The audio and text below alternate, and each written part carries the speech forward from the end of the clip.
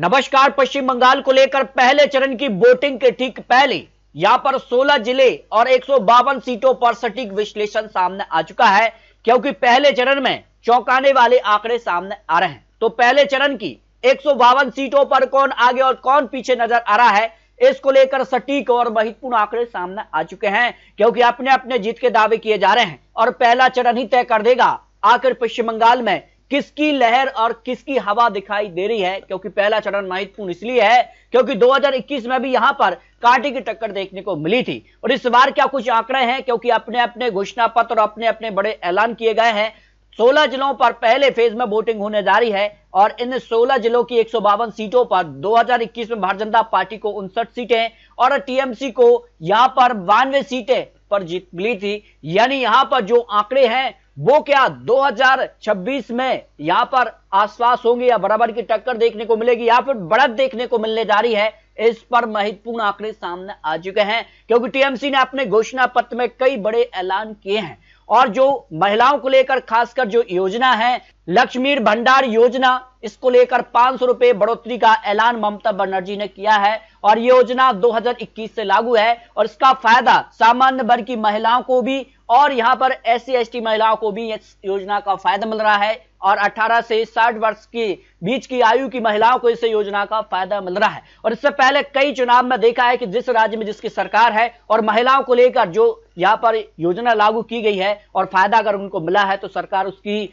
यहां पर जो है आंकड़े उसके पक्ष में रहे हैं। लेकिन भारतीय जनता पार्टी ने भी बड़ा ऐलान किया है, इसको लेकर भी बात करेंगे। स्वास्थ्य सेवाएं, इसके अलावा युवाओं को लेकर भी बड़ा ऐलान। युवा साथी योजना के तहत बेरोजगार युवाओं को 1500 रुपए जारी करने का ऐलान किया है। किसानों के लिए भी ऐलान 30,000 यहां पर करोड़ का बजट, विशेष बजट यहां पर होगा और शिक्षा इंफ्रास्ट्रक्चर को लेकर भी बड़े ऐलान ममता बनर्जी ने किए हैं। जबकि भारतीय जनता पार्टी ने भी अपने घोषणा पत्र में कई बड़े वादे किए हैं और भारतीय जनता पार्टी जो है महिलाओं को लेकर 3,000 रुपए देने का वादा करिए। अगर सरकार बनती है तो 3,000 रुपए यहां पर महिलाओं को मिलेंगे और कई राज्यों में भारतीय जनता पार्टी इस योजना के दम पर यहां पर चुनाव भी जीती है और कई राज्यों में इस योजना का फायदा महिलाओं को यहां पर पहुंचा भी रही है। तो सरकार बनने के 6 महीने के अंदर यूसीसी लागू करने का ऐलान है। राज्य की महिलाओं एवं बेरोजगार जो युवा है उनको हर माह 3,000 रुपए देने का वादा। राज्य सरकार की सभी नौकरियां पुलिस सहित जिसमें महिलाओं को 33% आरक्षण देने का वादा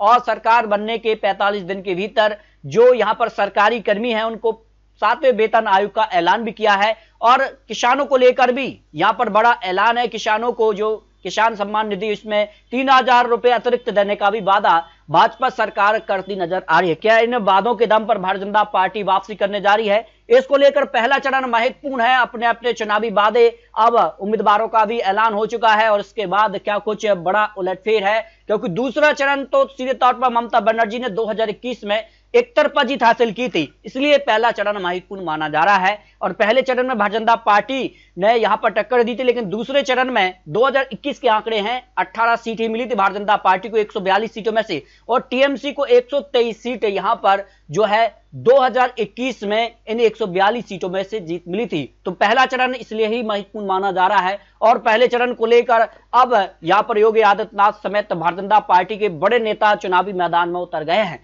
तो क्या कुछ आंकड़ा बन सकता है, जो विश्लेषण और यहां पर आकलन सामने आ रहा है। इसमें अगर बात की जाए 16 जिलों में यहां पर सबसे महत्वपूर्ण जिले और यहां बात की जाए तो जलपाईगुड़ी की 7 सीटों का जो विश्लेषण है, इसमें अगर बात की जाए तो भारतीय जनता पार्टी को 3 सीटें और टीएमसी को 4 सीटें जाने की संभावना पहले फेज के लेकर लगाई जा रही है। दक्षिण दिनाजपुर को लेकर 6 सीटों में भारतीय जनता पार्टी को 3 सीटें, टीएमसी को भी 3 सीटें जा सकती हैं, जो महत्वपूर्ण आंकड़े यहां पर सामने आ रहे हैं। जबकि बात की जाए अलीपुरद्वार की 5 सीटों में तो भारतीय जनता पार्टी को 4 सीटें, टीएमसी के पक्ष में 1 सीट और कांग्रेस के खाते में 0 सीट की संभावना यहां पर दिखाई दे रही है। दार्जिलिंग की 5 सीटों में भारतीय जनता पार्टी को 3 सीटें, टीएमसी को 2 सीटें और कांग्रेस के खाते में 0 सीट जा सकती है। और माना जा रही है कि कांग्रेस भी यहां पर सभी 294 सीटों के यहां पर मैदान में है, सभी 294 सीटों को लेकर। जबकि तीसरा मोर्चा भी बना है अन्य, उसमें भी यहां पर कितना कुछ नुकसान किस पार्टी को पहुंचाएगा ये काफी महत्वपूर्ण हो जाता है। लेकिन उत्तर दिनाजपुर की 9 सीटों में टीएमसी को 2 सीटें, भारतीय जनता पार्टी को 7 सीटें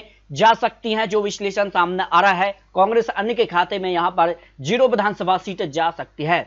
कुंच बिहार की 9 विधानसभा सीटों पर भी महत्वपूर्ण आकलन सामने आ चुका है और यहां अगर बात की जाए तो भारतीय जनता पार्टी को बढ़त दिखाई दे रही है 9 विधानसभा सीटों पर और टीएमसी के खाते में 2 सीटें, कांग्रेस के खाते में यहां पर भी 0 सीट की संभावना यहां पर दिखाई दे रही है। वीरभूम की 11 सीटों को लेकर बात की तो भारतीय जनता पार्टी यहां पर भी बढ़त दिखाई दे रही है 7 सीटों की और टीएमसी को 4 सीटें, कांग्रेस के खाते में यहां पर 0 सीट मिल सकती है। वहीं मुर्शिदाबाद की 22 सीटों में भारतीय जनता पार्टी को 7 सीटें, टीएमसी को सबसे ज्यादा 11 सीटें और कांग्रेस खाते में 2 सीटें, अन्य पार्टी को 0 सीट मिलने की संभावना दिखाई दे रही है। पूरे वर्तमान की 16 सीटों को लेकर बात की तो भारतीय जनता पार्टी को 11 सीटें और टीएमसी को 5 सीटें, कांग्रेस के खाते में यहां पर 0 सीट मिल सकती है। वहीं बांकुरा की 12 सीटों की बात की तो भारतीय जनता पार्टी को 7 सीटें, टीएमसी को 4 सीटें और कांग्रेस खाते में 1 सीट और अन्य खाते में 0 सीट यहां पर मिल सकती है, जो विश्लेषण सामने आ रहा है। पुरुलिया जिले की 9 सीटों की बात की तो भारतीय जनता पार्टी को यहां पर भी 5 से 7 सीटें मिल सकती हैं, तो भारतीय जनता पार्टी के अलावा टीएमसी को 2 से 5 सीट और कांग्रेस के खाते में यहां पर 0 सीट जा सकती है। मालदा जिले की 12 सीटों की बात की तो भारतीय जनता पार्टी को यहां पर 9 सीटें मिल सकती हैं, टीएमसी को 3 सीटें, कांग्रेस के खाते में 0 सीटें जा सकती है। पूर्व मेदिनीपुर की 16 सीटों में भारतीय जनता पार्टी को 12 सीटें, टीएमसी को 4 सीटें, कांग्रेस के खाते में 0 सीट जा सकती है। इसका अगर बात की झारग्राम की 4 सीटों में टीएमसी को 3 सीटें, भारतीय जनता पार्टी को 1 सीट है और कांग्रेस के खाते में 0 विधानसभा सीट की संभावना दिखाई दे रही है। अगर बात की जाए इन 152 सीटों को लेकर जो विश्लेषण सामने आ रहा है, इसमें बात की जाए तो सीधे तौर पर भारतीय जनता पार्टी पहले फेज में बढ़त हासिल कर सकती है, यानी सीधे तौर पर 60 से 80 सीटों का अनुमान भारतीय जनता पार्टी को पहले फेज को लेकर लगाया जा रहा है।